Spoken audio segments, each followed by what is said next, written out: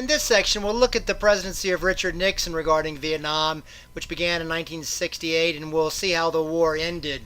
First, you need to understand that Nixon was running on a campaign in 1968 of peace with honor, and that was a vague thing. He was smart enough not to offer any specifics in the election.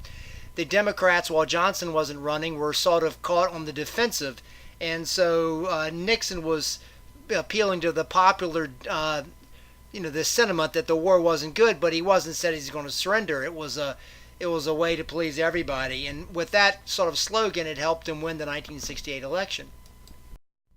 When Nixon got in office, his plan was basically twofold. First, there was going to be the Vietnamization of the war. By that, he meant that we would let Vietnam carry the increasing load of fighting. The U.S. would keep up its aid, it would increase the aid even, but it wouldn't be actually U.S. troops that would be out in the search and destroy missions and dying.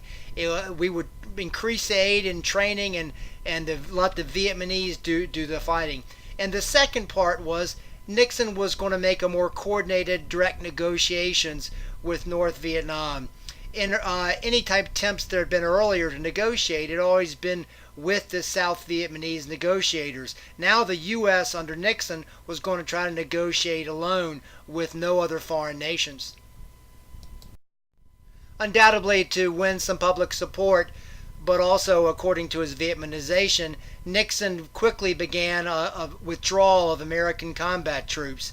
In 1969, Nixon withdrew 60,000 troops. It was the first withdrawal since the beginning of the war. According to Nixon's plan, Nixon dispatched his National Security Advisor, Henry Kissinger, to begin direct negotiations with North Vietnamese Foreign Minister Le Duc Tho. The negotiations were in Paris and they were secret. Nobody knew that they were going on. To make the North Vietnamese more pliable in the negotiations, Nixon ordered an increase in the bombing. He said that, Kissinger rather said, it was jugular diplomacy. Nixon wanted to seem like a mad bomber, he said to the North Vietnamese. Quote, I want the North Vietnamese to believe I've reached the point where I might do anything to stop the war. We'll just slip the word to them that, for God's sake, Nixon's obsessed about communism. We can't restrain him when he's angry. And he's got his hand on the nuclear button. That would, Nixon assumed, make the North Vietnamese more pliable in negotiations. Nixon was growing increasingly annoyed by the flow of military aid and supplies to the National Liberation Front and the Viet Cong along the Ho Chi Minh Trail. And so in 1970, he ordered an invasion of American troops to invade Cambodia to disrupt this supply line. The invasion got a lot of supplies and weaponry, but it came at a high price. The public, which again wasn't aware of the peace negotiations, saw this as an expansion of the war and into a neutral country, and it's going to lead to a massive increase in the anti-war movement. Again, we'll discuss the anti-war movement in a further section. At the same time, Nixon continued to withdraw the troops. By the end of 1970, there were 330,000 troops, and by the end of 1972, there are only about 25,000 left. But Nixon was still bombing the heck out of them, and when the North Vietnamese launched a major offensive in 1972, Nixon responded. He was angry. He responded, those bastards have never been bombed like they're going to be bombed this time. There was a massive bombing of Hanoi and the port of Haiphong, and again, that's going to lead to a big increase in the anti-war movement. Nixon was still trying to get his negotiations going.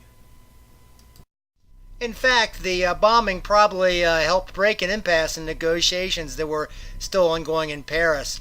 North Vietnam, for the first time, relented on their demand that President Thieu of South Vietnam be replaced by a coalition government in the South where they could have more say.